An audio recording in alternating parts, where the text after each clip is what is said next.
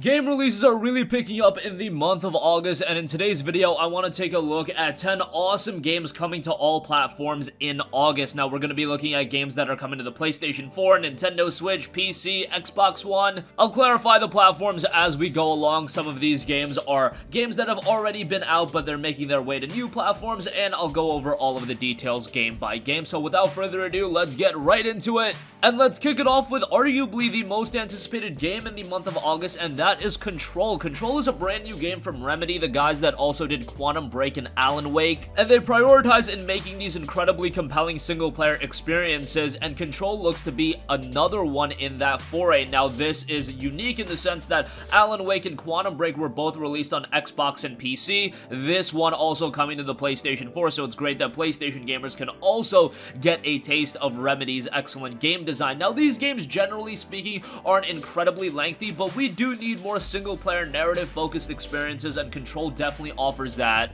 And based on the gameplay we've seen thus far, it looks like it's using a lot of the gameplay fundamentals that Quantum Break also used. Unfortunately, it also seems like not a lot of people are talking about the game. While I'm saying that it's the most anticipated game in the month of August, that goes in the fact that there aren't a ton of big budget releases in August, and Control, from a personal standpoint, I'm incredibly excited for it, and those that have played Remedy's projects in the past with Alan Wake and Quantum Break, you guys are probably excited for it too. Unfortunately, with those prior two games, they haven't reached an immense level of a commercial success, and Control also being limited to the Epic Game Store on PC, I think that's going to hinder its performance a little bit on that platform, but we'll see how the game turns out as Control is scheduled for a release on August 27th. Next up, I do want to give a mention to World of Warcraft Classic. World of Warcraft is coming back, and World of Warcraft has been on a little bit of a slide recently, especially after some of the most recent expansions. It seems like the popularity of the game is just dwindling, and other MMOs are on the come up. However, World of Warcraft Classic is something that ardent fans of WoW should definitely be excited for. It recreates the game state as it was in after patch 1.12.1, and that's right before the launch of the Burning Crusade expansion. The maximum level of the player character is set to 60. All expansion content is absent, and all the gameplay mechanics of the original version have been exactly replicated. Is this what WoW needs to experience a resurgence in gaming? Maybe. We'll see how it turns out as World of Warcraft Classic is due out on August 27th. Next up, we have an incredibly compelling Nintendo Switch exclusive, and that is Astral Chain. Astral Chain is coming to you from the guys over at Platinum Games, and Platinum Games at this point is a storied game development studio. They've really made their mark over the last decade or so with games like Metal Gear Rising: Revengeance, Bayonetta, and of course games like Nier Automata. Astral Chain is a Nintendo Switch exclusive, and it notes the Ark, a massive, prosperous, multicultural city, but disaster strikes when mysterious dimensional gates appear, bringing dangerous alien creatures to the Ark to attack people and corrupt the land. The Ark police form a special task force known as Neuron to face the alien threat head-on. Humanity's last chance against invasion is a special living weapon called the Legion. As a rookie Neuron officer, you and your Legion will work together to solve cases and save humankind. For me, this is one of the Nintendo Switch exclusives that I am the most excited for. I know with Nintendo platforms, it's usually associated with those big franchises and IPs that have already been established, but Astral Chain is a game that I think could end up surprising a lot of people, and it'll be dropping on August 30th. Next up, we have Ancestors: The Humankind Odyssey. Now, this is an interesting release in that it will be coming in August for PC, and it will be an Epic Game Store exclusive for the time being. It will see a Steam release sometime in 2020, but with the basis of it being on the Epic Game Store, I still wanted to give it a mention. Now, the PlayStation 4 and Xbox One version won't be coming right away, rather that'll be coming sometime by the end of the year, so you're gonna have to wait a little bit to play this game on consoles. However, I still wanted to give it a mention because it's such a unique and compelling project coming from Panche Digital Games and being published by Private Division. The game has you survive your evolution in Neogene Africa starting 10 million years ago. Ancestors: The Humankind Odyssey is a third-person open-world survival game where you explore, expand, and evolve to advance your clan to the next generation in an exciting new adventure from the creator of Assassin's Creed. Yes, so this one has a lot of potential to it. The premise is very unique. It's a very interesting action-adventure RPG with a lot of survival elements to it as well. I don't know how a game like this is going to turn out. I'm a little bit skeptical just on the basis of how off the wall it is, but just based on the premise, I have to be a little bit interested, and I'm hoping for the best when this does drop August 27th. Again,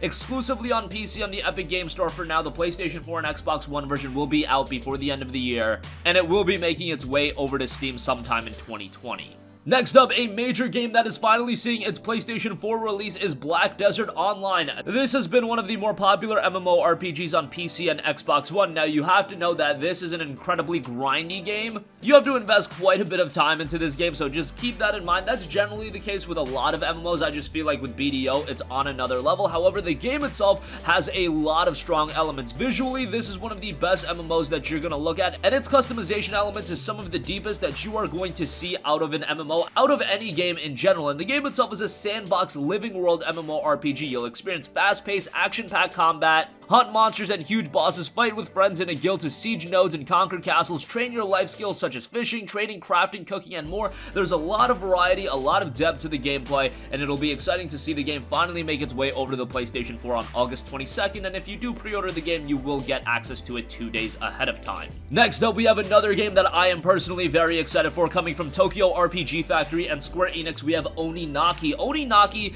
is the latest game from a studio that Square Enix established a few years ago, and a studio that did I Am Setsuna as well as Lost Sphere. Now, those games weren't necessarily perfect, they actually had quite a few issues. However, I still thought them to be relatively enjoyable JRPGs, and Oninaki looks to raise the bar a little bit, as from a technical standpoint, this one does seem to have a bigger budget and a very interesting premise. Oninaki tells the story of one watcher on a journey to protect life after death. The combat looks pretty interesting, seems to have more of an action influence to it. And Tokyo RPG Factory, what really stands them out in the Square Enix ecosystem is they're not taking 5, 6, 7 years to put out these games. They're putting out these games very consistently. I Am Setsuna released back in 2017, Lost Sphere was in 2018, and now Oninaki is being released in 2019. They have been incredibly consistent, and let's hope they can keep that momentum rolling and Oninaki can be their best game yet. We'll find out as it drops August 22nd. Next up, we have a brand new game coming from Double Fine Productions, and that is Rad. Rad is a 3D action roguelike set in a post-apocalyptic world, so humanity did not fall just once, they actually fell twice. It's a very charming game, and you play as a teenage protagonist. You must venture into the Fallow, an ever-changing radioactive wasteland filled with unknown and unspeakable creatures. Humanity's future comes at great personal cost, as the deeper you journey into the unknown lands, the more you will expose yourself to gnarly toxins which will wreak havoc on your fragile human form. The fate of the world depends on you, your trusty bat, and whatever strange new abilities you gain as the world around you ravages your body. Coming from Double Fine Productions and Bandai Namco, I think Rad is a game that could end up surprising a lot of people. We'll see how it turns out when it drops August 19th. Next up, we have another game that I think as we get closer to its release, it's gonna garner a lot more attention, and that is Remnant from the Ashes. This game is actually coming from Gunfire Games,